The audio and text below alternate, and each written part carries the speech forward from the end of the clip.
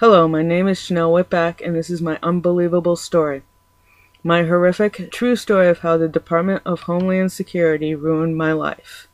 I was a former Custom and Border Protection agriculture specialist. My badge number was 002056. It all began with work. After an extensive background check, I was given a position with the Custom and Border Protection as an agriculture specialist on probation for 2 years, training for 3 months, and then I was going to be working full-time, year-round, for the Department of Homeland Security. This job was looking for bugs, seeds, and plant pathogens, a science job that I love. My past government experience. I had worked for a little less than a decade at governmental seasonal jobs as a wildland firefighter and timber cruiser, and desperately wanted a full-time, year-round government job. This picture shows what I have worked with. It was fun, and I don't regret that career choice in the least. How little I knew. After graduation of training at the Professional Development Center in Frederick, Maryland, I started 18 weeks of training at a port that I wasn't assigned to. My training port was Blaine, Washington, but I was assigned to work at a smaller port of Sumas and occasionally Linden, Washington. Here I am pictured with my father on the right side of me and an official on the left. We are holding my badge that I just received. My badge number will be 002056. My father was allowed to be there due to he is a Vietnam veteran. More on the initial training at Blaine POE. A point to make is that as of this date, I am the first and only woman who has trained at Blaine and been assigned to work at Sumas Port of Entry, POE. Here I am pictured in between my parents, proud as a person can be. It starts. My training in Blaine was a series of harassments. There was sabotaging my work. There was the constant belittling of my personal self. There was yelling and much, much more for 18 weeks. Most of this took place in a 3-week period of time in cargo with those specialists that were assigned as my trainers. Although through all of it, the entire 18 weeks of training, I wondered daily if my happiness, my dreams, or a career was worth this abuse. Abuse continued. I was given a prox card at first, something I needed to access the building as well as different areas of the building. Once I received a functioning prox card, I wasn't able to access the women's bathroom in the cargo building as I was given a male card. They're gender specific. Assigned to a specific computer terminal while in cargo training. No other intern was, though. This was difficult for me since I wasn't assigned to Blaine, so the computer system didn't acknowledge me as an official specialist. It is a battle I had for 10 weeks without anyone helping me. I couldn't access the systems or look information up to do my job. Denied access or knowledge of systems that I needed to do my job. This is on top of the daily malicious comments, sabotaging what work I could do, being ostracized, or any other method of harassment known in the workplace. It gets worse. Completed training with everything signed off. No warnings or being written up or even counseled. I didn't report the harassment as a Blaine supervisor was involved. I start my long-awaited time in Sumas by jumping off the bed of a tractor trailer and tearing my meniscus. Then I was interviewed by CBP Internal Affairs for violation of the security system and internet overuse. During my interrogation by IA, my injured knee was not taken into consideration, nor was I given a break for the bathroom to get water or food. My interrogation lasted for over 2 hours. CBP IA interrogation continued. The fact that is hard to believe about this IA investigation is how much I was railroaded. What I mean is that I was interviewed by IA for something everyone does and no one, except me, gets disciplined for. Personal internet use while on duty. I had already been cleared of the security system violation. That was a falsification to get CBP IA involved. This is a list of some of the personal use that occurs at CBP computer terminals. There is a supervisor in Sumas that watched a Mexican being beheaded. I received an email of various games from an officer in Linden, POE. Another CBP AS watches a famous person's house to see when he leaves or what he does. There are officers at both ports that watched Netflix, and the list goes on and on. Yet I am the only one that is investigated without being warned that I was engaging in unacceptable behavior. I am the best. I am an exceedingly driven, competitive person. By January of 2011, I was the best agriculture specialist in 3 ports, Blaine, Sumas, and Linden, not just in pest interceptions, but also in having the most agriculture penalties as well as being involved in the most significant seizure reports, SAIR. Before this, in my first evaluation with my supervisor, I received all successful marks and that he was very pleased with my work.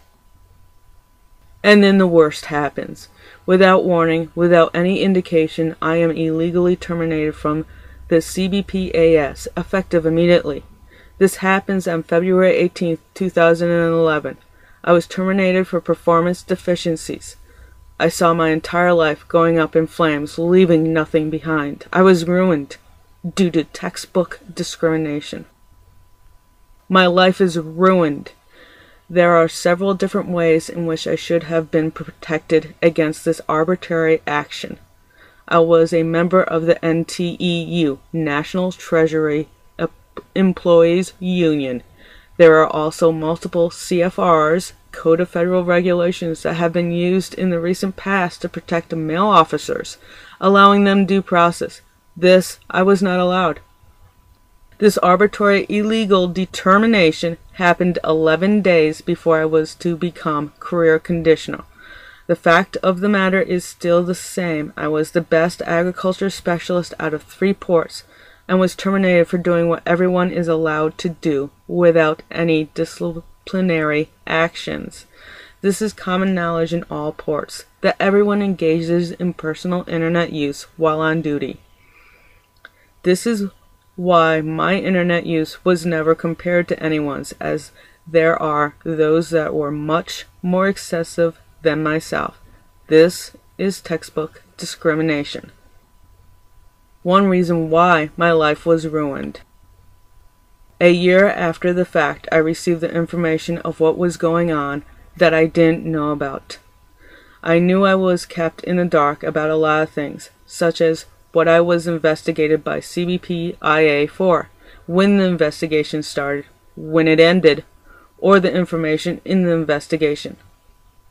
My investigation and then termination was to protect individuals that lied.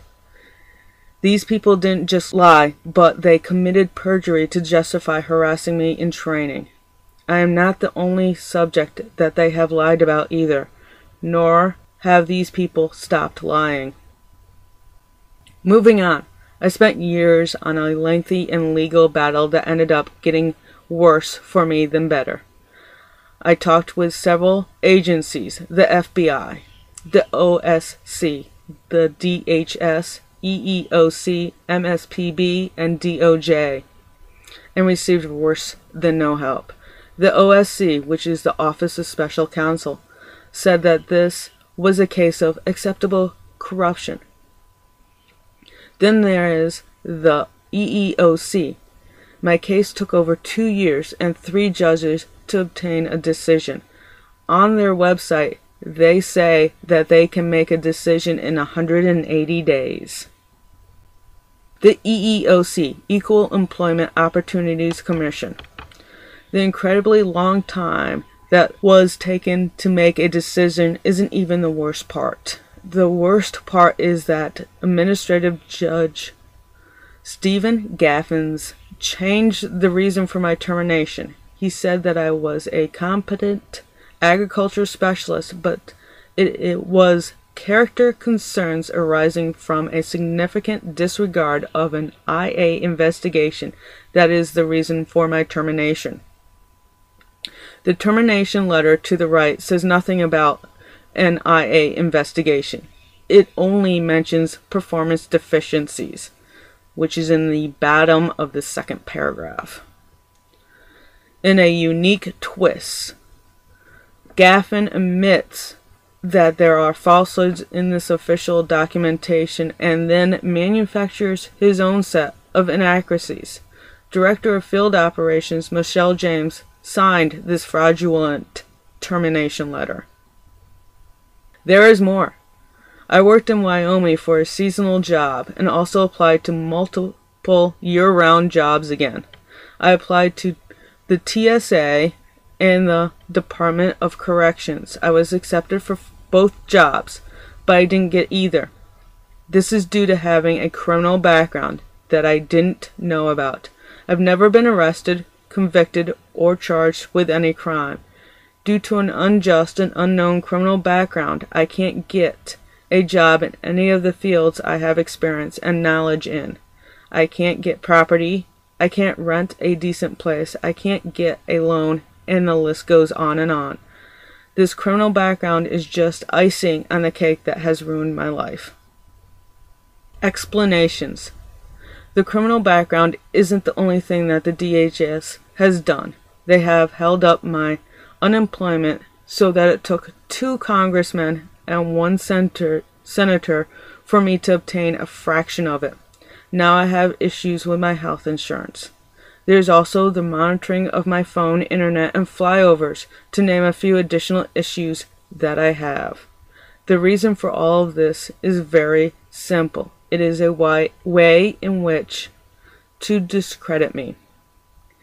Also, a way to force me to claim bankruptcy, which would be a valid reason not to reinstate me.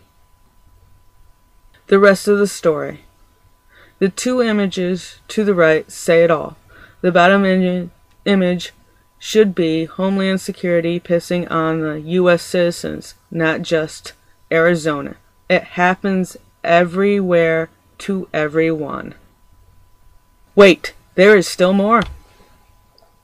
What is meant in the previous slide that this happens to everyone everywhere is that I am not the only one. There is another woman by the name of Julia Davis who was a CBP officer who has had a more horrific experience by the CBP than I have. She goes into detail on YouTube about what the CBP is capable of and will do. My case is currently in the EEOC appellate court, where it has been for over a year. This court is solely for DHS employees or former ones to appeal an EEOC decision. In 2014, there were over 46,000 cases in the DHS EEOC appellate court. What I want to have my criminal background rescinded, but I also want to be reinstated fully. This means back pay restored at the grade I should have been at had I not been illegally terminated, which is a GS 11. In short, I want what I would have had for benefits and finances if I had not been illegally terminated.